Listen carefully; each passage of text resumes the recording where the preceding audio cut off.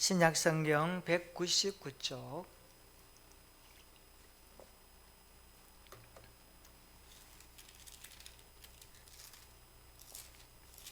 사도행전 8장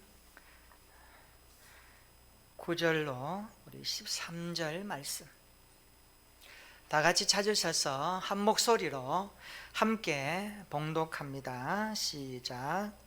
그 성에 시몬이라 하는 사람이 전부터 있어 마술을 행하여 사마리아 백성을 놀라게 하며 자칭 큰 자라 하니 낮은 사람부터 높은 사람까지 다 따르며 이르되 이 사람은 크다 일컫는 하나님의 능력이라 하더라. 오랫동안 그 마술에 놀랐으므로 그들이 따르더니 빌립이 하나님 나라와 및 예수 그리스도의 이름에 관하여 전도함을 그들이 믿고 남녀가 다 세례를 받으니 시몬도 믿고 세례를 받은 후에 전심으로 빌립을 따라다니며 그 나타나는 표적과 큰 능력을 보고 놀라니라. 아멘. 오늘도 가정과 교회에서 예배드리는 믿음의 가족들을 환영합니다. 우리 좌우를 한번 인사하십시다. 환영합니다. 우리는 예배자들입니다. 사랑하고 축복합니다. 조선의 3대 태종 이방원이 어느 날 고려를 정리하고 새로운 나라를 세울 것에 대한 뜻을 담아서 그 뜻에 가담할 수 있는지를 물어보기 위해서 정몽주에게 하여가라는 시를 보냅니다. 이런 내용이죠.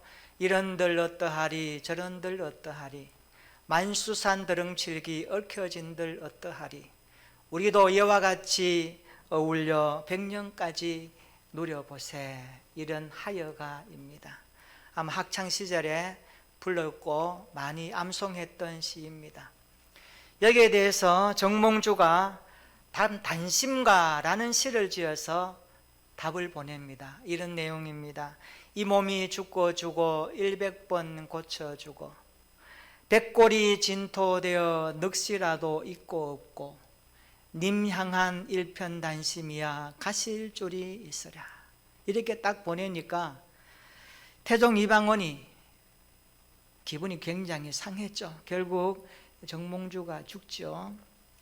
이 단심가는 신하가 한 왕을 향하여서 충성을 맹세하는 노래였고 마음을 담아내는 시입니다.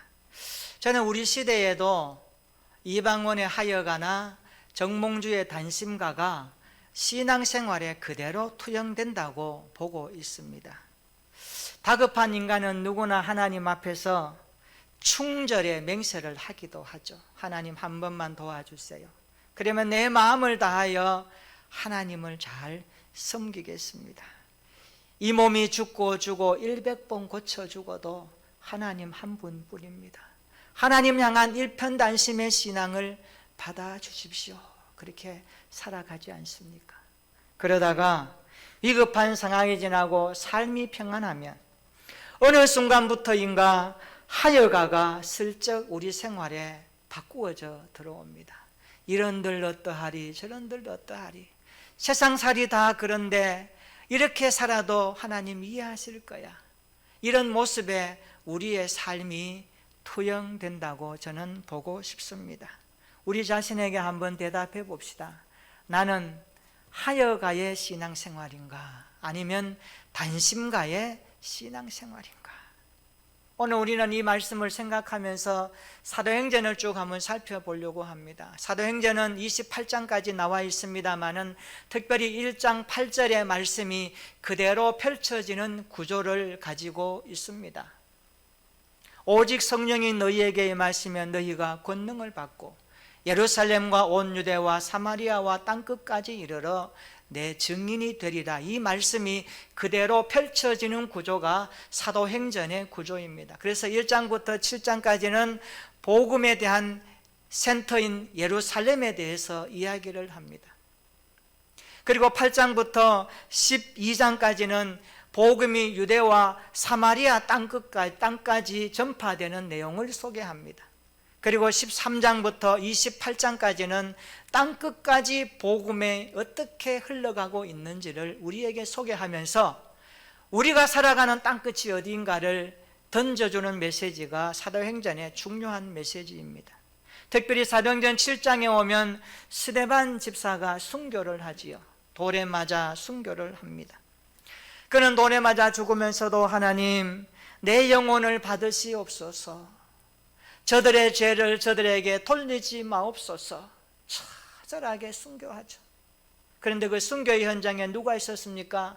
사울이라고 하는 젊은 청년이 그 순교의 현장에 그대로 있었습니다. 이 사울은 스데반의 순교를 어떻게 보고 있고 받아들일까요? 사도행전 8장 1절에 보면 그는 이렇게 보고 있었습니다. 사울은 그가 스데반이 죽임당함을 마땅히 여기더라. 그날에 예루살렘에 있는 교회에 큰 박해가 있어 사도 외에는 다 유대와 사마리아 모든 땅으로 흩어지니라. 7장의 스데반의 순교함으로 말미암아 핍박받던 예루살렘 교회의 성도들이 흩어지기 시작합니다. 그렇죠? 박해를 피해서 흩어지죠. 사도행전 8장에 오면 핍박 때문에 예루살렘 교회 성도들 흩어지는 광경을 소개하면서 복음이 사마리아로 들어갔다 이렇게 말씀합니다. 8장 3절에 보십시오.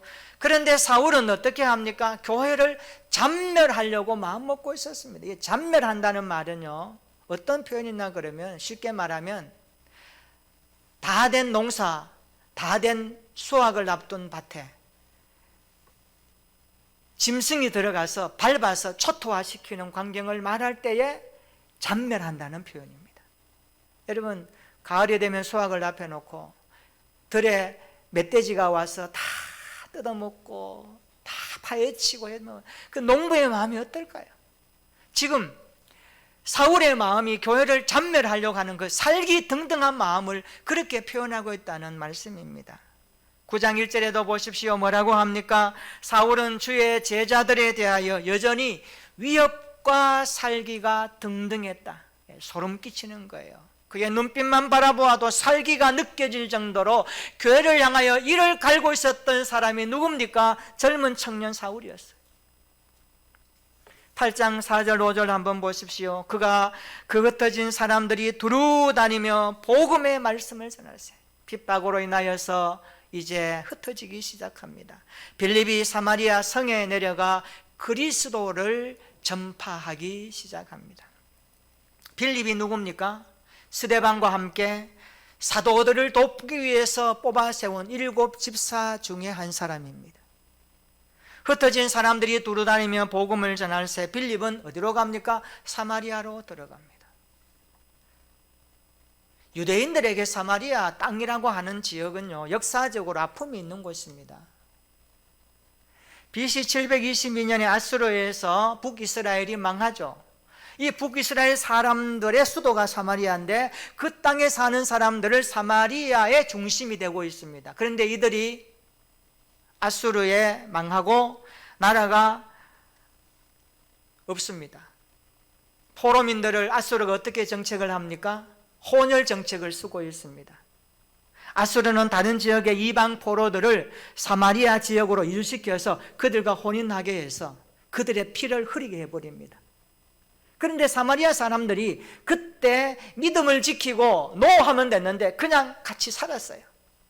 마치 하여가의 모습처럼 이런들 어떠하리 저런들 어떠하리 그냥 산 거예요. 그러니까 유대인 입장에서 볼 때 사마리아 그러면은 어때요? 저 개 같은 사람, 신앙의 정체성도 없고 양심도 흐려버렸고 우리가 볼 때는 너희들 하나님 믿는 족속 아니다 그렇게 치부한 거예요. 그래서 복음서에 보면 사마리아 사람들을 유대인들이 그 땅을 안 지나갑니다. 돌아서 가는 거예요. 그런 역사적 아픔 속에 있었는데 빌립이 그 땅에 간 것은 뭘 말합니까? 복음 때문에 간 거예요. 복음을 위해서 그는 사마리아 성으로 들어갑니다. 빌립이 복음을 전하자 어떻게 됩니까? 사마리아 온 백성들이 돌아오기 시작합니다. 빌립의 말을 듣고 그리고 행하는 표적을 보고 하나님을 믿기 시작합니다. 많은 귀신이 떠나가고 중풍병자가 고침을 받고 걷지 못하는 사람이 걸으면서 그 사마리아 성에 큰 기쁨이 있었다라고 성경에 말씀하고 있습니다. 그런데 그 사마리아 성에 시몬이라는 사람이 있었습니다. 그 사람은 누굽니까? 우리 9절 10절 한번 볼까요? 사도행전 8장 9절 10절 같이 한번 읽어보도록 하겠습니다. 시작. 그 성에 시몬이라 하는 사람이 전부터 있어 마술을 행하여 사마리아 백성을 놀라게 하며 자칭 큰 자라 하니 낮은 사람부터 높은 사람까지 다 따르며 이르되 이 사람은 크다 일컫는 하나님의 능력이라 하더라. 아멘. 시몬은 직업이 뭡니까? 마술사. 마술로 먹고 사는 사람이에요. 그런데 이 시몬이라는 사람이 오늘 본문에 보면 사마리아 그 지역에 굉장한 영향력을 끼쳤던 사람임에 분명합니다. 그가 마술을 행한다는 것은, 마술은 속임수 아닙니까? 과학적 속임수죠. 마술은 신을 접한 무당이나 박수 등을 가리켜 점을 치면서 마술하고 있습니다. 그 사람이 시몬인데, 시몬은 속임수를 쓰거나 신접한 방법으로 사람들을 홀리던 사람이었습니다. 근데 사람들이 그의 매력에 넘어간 거예요. 뭐라고 합니까? 자신을 스스로 큰 자다, 자칭 큰 자다 이렇게 말하는 거예요. 이 뭡니까? 일반 평민 사람들하고 급이 다른 거예요. 자신을 뛰어난 존재라고 여겼던 사람입니다. 그래서 대중들은 시몬을 따랐고 하나님의 능력을 가진 자라고 말할 만큼 사마리아 성내에 그의 입지와 영향력은 대단했습니다. 11절 한번 보세요. 뭐라고 합니까? 오랫동안 그 마술에 놀랐으므로 그들이 따르더라 이렇게 말씀합니다. 이 말씀을 볼 때에 사마리아 사람들에게 시몬은 유명인이었습니다. 사마리아에 같이 살았던 순교자 저스틴의 저서에 보면 그는 시몬을 이렇게 말합니다. 사마리아 사람들은 거의 대부분 시몬을 신처럼 존경했다 이렇게 말합니다. 같이 살았던 사람이 말하는 증거예요. 그러니까 시몬이 얼마나 사마리아 성내에 영향력이 컸다는 것을 알 수가 있죠. 초기 기독교 교부였던 이레니우스가 이런 말을 합니다. 시몬을 가리켜서 영지주의의 아버지다. 시몬파가 여기서 나왔다라고 할 정도로 그의 막강한 영향력과 세력을 역사는 증거하고 있습니다. 그런데 빌립이 어떻게 합니까? 하나님의 나라 예수 그리스도에 대해서 가르칩니다. 전합니다. 그때에 많은 사람들이 돌아오기 시작하고 시몬의 마음까지도 관심을 불러일으키게 됩니다. 그때 많은 사람들이 믿고 세례를 받을 때 시몬도 세례를 받았다 그렇게 성경이 기록하고 있습니다. 빌립이 전한 복음이 당대 사마리아 사람들뿐만 아니라 마술사 시몬의 마음까지도 무너뜨렸습니다. 거짓을 기반으로 마술을 행하던 시몬은 빌립이 행하는 하나님의 능력에 매료되기 시작합니다. 자기는 전혀 보지 못했던 것이 눈앞에 펼쳐지니까. 13절 한번 읽어볼까요? 뭐라고 말합니까? 시작. 시몬도 믿고 세례를 받은 후에 전심으로 빌립을 따라다니며 그 나타나는 표적과 큰 능력을 보고 놀라니라. 아멘. 이 구절에서 우리가 주목해서 봐야 할 내용이 하나 있습니다. 전심으로 빌립을 따라다니며. 누가요? 마술사 시몬이 전심으로 사마리아 성에 와서 복음을 전하는 빌립을 따라다녔는데 전심으로 따라다녔다 이렇게 말합니다. 이 13절 9절만 보면 야 빌립이 전한 복음을 듣고 시몬이 대단해 라고 말할 수 있는데 그러나 성경은 여기에 대해서 물음표 하나를 던집니다. 왜 그럴까요? 빌립을 전심으로 따라다녔던 시몬의 의도가 뭡니까? 그의 이유가 어디서 나왔습니까? 우리는 이것을 한번 물어보아야 합니다. 그가 왜 빌립을 전심으로 따라다녔을까요? 전심을 다해 빌립을 따라다녔던 그의 이유는 어디서 왔을까요? 우리는 14절부터 24절까지 그것을 확인할 수가 있습니다. 예루살렘 교회가 사마리아에 일어난 복음의 역사를 살피기 위해서 베드로와 요한을 파송하지요. 베드로와 요한이 사마리아로 들어갑니다. 들어가서 살펴보는 거예요. 야, 사마리아에 빌립이 가서 복음을 전하니까 마술사 시몬도 세례받았다 하더라. 들렸겠죠? 그래서 파송을 합니다. 그래서 사마리아에 도착한 베드로와 요한이 어떻게 합니까? 그곳에 그리스도인들을 위해서 성령 받기를 위해서 기도합니다. 기도하니까 성령이 내립니다. 하나님이 강력하게 역사하셨다는 내용이죠. 오늘도 마찬가지입니다. 우리가 예수 이름으로 기도하면, 어떤 곳에서도 주의 이름으로 기도하면 성령 하나님께서 믿는 자의 기도를 들으시고 강력하게 역사하시고 우리의 삶 가운데 개입하실 줄로 믿습니다. 이 믿음을 가지시고 날마다 기도하는 우리 교회와 성도들 되기를 주님의 이름으로 축원합니다. 베드로와 요한이 기도할 때에 성령을 받게 되었습니다. 그때 이 광경을 마술사 시몬이 보게 됩니다. 그리고 이렇게 말하죠. 우리 18절 19절 한번 읽어볼까요? 뭐라고 말하는지요? 사도행전 8장 18절과 19절 시작. 시몬이 사도들의 안수로 성령 받는 것을 보고 돈을 들여 이르되 이 권능을 내게도 주어 누구든지 내가 안수하는 사람은 성령을 받게 하여 주소서 하니. 아멘. 시몬은 사도들의 권세에 욕심을 내고 그 능력을 돈으로 살려고 하고 있습니다. 사람들의 환심을 사기 위해 마술에 필요한 것이라면 무엇이든지 했던 그의 옛 모습이 다시 나오는 모습 아닙니까? 그렇게 말하니까 베드로가 호통을 치면서 나무랍니다. 어떻게 합니까? 20절 한번 보세요. 베드로가 이르되 내가 시몬아 내가 하나님의 선물을 돈을 주려고 살 줄로 생각하였느냐? 내 은과 함께 망할지어다. 무서운 말씀입니다. 당시의 은은 금에 버금갈 정도의 화폐 가치를 가졌으므로 은이라고 그렇게 표현했던 겁니다. 성경은 시몬의 마음이 하나님 앞에서 바르지 못했다라고 사도들을 통하여서 책망하고 있습니다. 그러므로 이 악함을 회개하고 주님께 기도하라. 혹 주님께서 내 마음에 품은 것을 사하여 주시리라. 그렇게 말하면서 23절 한번 보세요. 내가 보니 너는 악독이 가득하며 불의에 매인 바 되었도다. 마술사 시몬은 복음을 듣고 세례는 받았지만 여전히 아직까지 물질과 돈에 노예였으며 권세와 인기에 관심이 있었다는 것을 성경은 여지없이 밝혀내고 있습니다.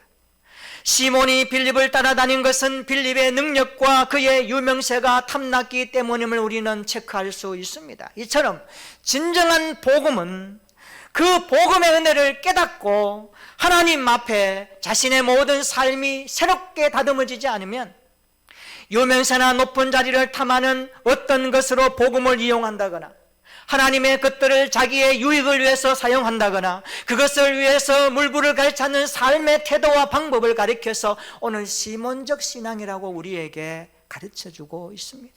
사랑하는 성도 여러분, 하나님을 믿는 우리에게 필요한 것이 무엇일까요? 종교심일까요? No. 하나님이 우리에게 원하는 것은 바른 신앙심입니다. 아멘. 하나님 우리에게 원하는 것은 바른 믿음입니다. 성경적인 믿음입니다. 종교심은 인간이 어떤 특정한 행동이나 의식을 통해서 하나님과 관계가 지속될 수 있다고 여기는 마음입니다. 그러나 바른 신앙심은 예수 그리스도 안에서 주시는 구원의 은혜가 나에게 임했고 그 구원의 은혜 때문에 나는 자유의 사람이 되었을 뿐만 아니라 하나님의 말씀을 따르는 감사의 삶으로 사는 모습, 그것이 바른 신앙심을 가진 성도의 모습 아닙니까? 우리 모두에게는 바른 신앙이 있기를 주님의 이름으로 축원합니다. 우리에게 하나님을 향하여 바른 신앙심을 가지고 이 어려운 시대에도 정말 하나님 앞에 일편단심의 신앙으로 주님을 따라갈 수 있는 진정한 제자가 되시기를 예수님의 이름으로 축원합니다. 신앙을 자기의 야망의 도구로 삼지 말고 말씀의 진리 앞에서 충성스럽게 살아갈 수 있는 이 시대의 하나님의 백성들 되기를 주님의 이름으로 축원합니다. 오늘 설교 제목처럼 우리 모두 전심으로 주님을 따르는 제자들이 되기를 바랍니다. 이런들 어떠하리 저런들 어떠하리의 신앙이 아니라 주님을 향한 일편단심의 신앙을 가지고 살아갈 수 있기를 축복합니다. 비대면 시대에도 진심으로 마음을 다하여 주님을 따르는 일에 흐트러짐이 없이 날마다 신앙의 길을 걸어갈 수 있는 우리 교회와 성도들 되기를 주님의 이름으로 기도합니다. 사랑하는 성도 여러분, 그렇다면 우리가 전심으로 주님을 따르기 위해서는 어떻게 해야 할까요?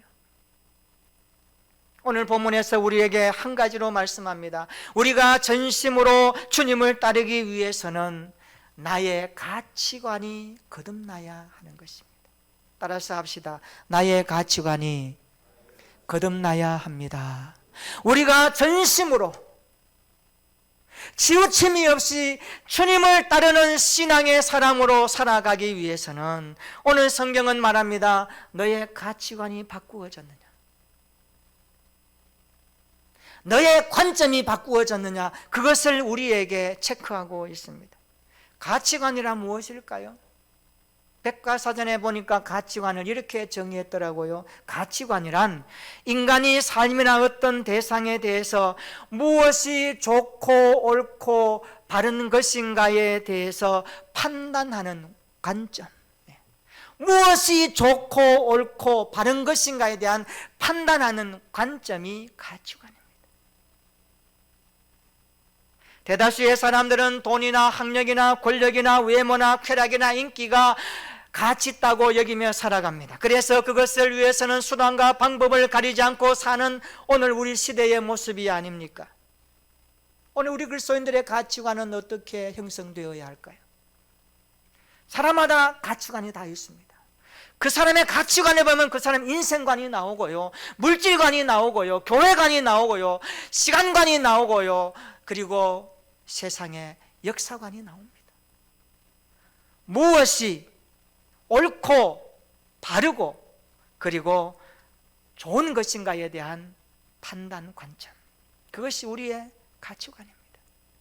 요한 웨슬레는 그리스도인들에게 이런 질문을 던지며 도전합니다. 너희가 가치를 부여할 때에, 어떤 것에 대한 가치를 부여할 때에 그것이 지니는 영원한 가치를 기준으로 만들어야 진정한 가치관이 된다, 그렇게 말했습니다. 우리가 어떤 가치를 매길 때에 그 가치에 대한 영원성을 연결시켜서 너희의 관점으로 만드는 것, 그것이 신앙적인 가치관이라고 요한 웨슬레는 우리에게 충고하고 있습니다. 오늘 본문에서 보면 시몬은 종교적 행위만 있었을 뿐 아니라 유명세를 탐하는 그의 가치관은 거듭나지 못했음을 말씀하고 있습니다. 빌립을 따라다닌 것도 빌립의 능력과 그의 유명세가 탐났기 때문임을 알았습니다. 그러므로 그리스도인은 거듭난 가치관을 가지고 살아야 합니다. 거듭난 가치관은 어떻게 만들어질까요? 사울을 보십시오. 사울을 보면 알 수가 있습니다. 사울은 성경에 등장할 때에 교회를 핍박하는 자의 모습으로 등장합니다. 스데반을 죽일 때도 이를 갈았고요, 교회를 잔멸하려고 했고요, 마땅히 스데반이 죽는 것을 마땅히 겪던 사람이 사울이었습니다. 사울은 스데반의 죽임을 마땅히 웹했을 뿐만 아니라 교회를 무너뜨리는 일에도 그의 자부심을 가졌던 사람입니다. 전혀 거리낌이 없었던 그의 사람 아니었습니까? 교회를 잔멸하려고 했고 뿐만 아니라 위협과 살기가 등등했던 그의 인생을 성경은 말하고 있습니다. 이것이 사울이 가졌던 가치 기준이었습니다. 하지만 예수님께서는 이런 사울을 쓰시기 위하여 그를 꺾어가기 시작합니다. 사도행전 9장에 보면 다메섹 도상으로 그 노정에서 예수 그리스도는 해보다 더 강한 빛으로 사울에게 찾아왔습니다. 사울아 사울아, 내가 왜 나를 핍박하느냐? 주여 일신지요, 너는 나를 핍박하는 자로다. 그때 사울이 거꾸로 됨을 당하죠. 그리고 예수님을 만난 그 이후에 그의 인생은 180도 바꾸어지기 시작합니다. 거듭났다는 거예요. 변화되었다는 거예요. 그래서 자신이 가지고 있었던, 믿었던 그 가치관이 잘못되었다는 것을 여지없이 깨닫습니다. 그리고 그는 이렇게 고백하기 시작합니다. 내가 그동안 알았던 지식은 예수님을 아는 지식에 비하면 배설물 같이 여겨집니다. 나는 이제 예수를 아는 지식이 가장 고상한 지식임을 깨닫고 주님을 알아가기로 결심합니다. 그뿐만이 아니라 예수님을 위하여 모든 것을 배설물로 여기노라 고백합니다. 그뿐만이 아니죠. 예수 그리스도는 바로 자신의 인생에서 가장 가치 있는 분임을 소개하며 자랑하며 전하기 시작합니다. 그래서 우리가 바울 서신을 읽어보면 바울은 온통 예수 그리스도를 이야기하고 있습니다. 그는 살아도 예수 그리스도, 죽음의 자리에서도 예수 그리스도를 말하고 있습니다. 왜요? 예수 그리스도가 자기의 가치관을 바꾸었고 자기의 인생을 바꾸었고 예수 그리스도만이 자기 인생에 있어서 가장 가치 있는 분임을 알았고 깨달았고 따르기 때문에 그 예수 그리스도께 붙어서 살아가는 믿음의 삶을 행하기 시작했습니다. 심지어 바울은 예수 그리스도를 위한 일이라면 자신의 목숨도 아깝지 않다고 고백할 정도로 그는 살았던 믿음의 대선배 아닙니까? 우리가 말씀을 통해서 바울을 만날 때마다 무엇을 배워야 할까요? 무엇을 도전해야 할까요? 어떤 것에 가슴을 치며 나도 이렇게 살아야 되는데 내 인생의 약함 때문에 부족함 때문에 그렇게 살지 못하고 있는 나의 연약함을 보면서 회개하며 기도해야 될까요? 바로 이런 것 아닐까요? 바울은 가치관이 거듭나려면 옛사람을 벗어버리고 새 사람을 입어야 한다고 분명하게 말합니다. 에베소서 4장 22절로 24절입니다. 제가 한번 읽어드립니다. 에베소서 4장 22절로 24절. 너희는 유혹의 욕심을 따라 썩어져가는 구습을 따르는 옛사람을 벗어버리고 오직 너희의 심령이 새롭게 되어 하나님을 따라 의와 진리의 거룩함으로 지으심을 받은 새 사람을 입으라. 아멘. 거듭난 가치관으로 주님을 따르고 계십니까? 아니면 세상적인 가치관으로 신앙생활하고 있습니까? 시몬처럼 신앙을 자기 야망의 도구로 삼지 말고 거듭난 가치관을 가지고 충성스럽게 전심을 다하여 주님을 따라가는 우리 모든 성도들 되기를 예수님의 이름으로 축원합니다. 인간적이고 세상적이고 땅에서 올라오는 모든 것들을 예수님의 십자가에 못 박아버리고 내 안에 거듭난 가치관을 가지고 주님을 섬기는 온전한 하나님의 자녀들 되기를 주의 이름으로 축원합니다. 거듭난 가치관을 가지고 주님을 따름으로 말미암아 이 시대가 혼탁하고 세상이 어려울지라도 요동되지 않는 신앙인으로 살아내는 우리 모든 성도들 되었으면 좋겠습니다. 이것을 위해서 기도하고 이것을 위해서 주님 앞에 엎드리며 살아가는 한 주간 저와 여러분들의 삶이 되기를 주의 이름으로 축원합니다. 그래서 우리가 불렀던 찬송가 288장에 나오는 가사처럼 날마다 주님을 나타내며 살았으면 좋겠습니다. 세상과 나는 간 곳 없고 구속한 주만 보이도다. 다 같이 한번 불러봅니다. 이것이 나의 간증이요 이것이 나의 찬송일세. 나 사는 동안 끊임없이 구주를 찬송하리로다. 아멘. 내 평생 동안 우리 생 다가도록 전심으로 구원의 주님을 따라가는 이 시대의 그리스도인들 되기를 주님의 이름으로 축원합니다. 신앙의 선배들처럼 전심을 다하여 주님을 따라갑시다.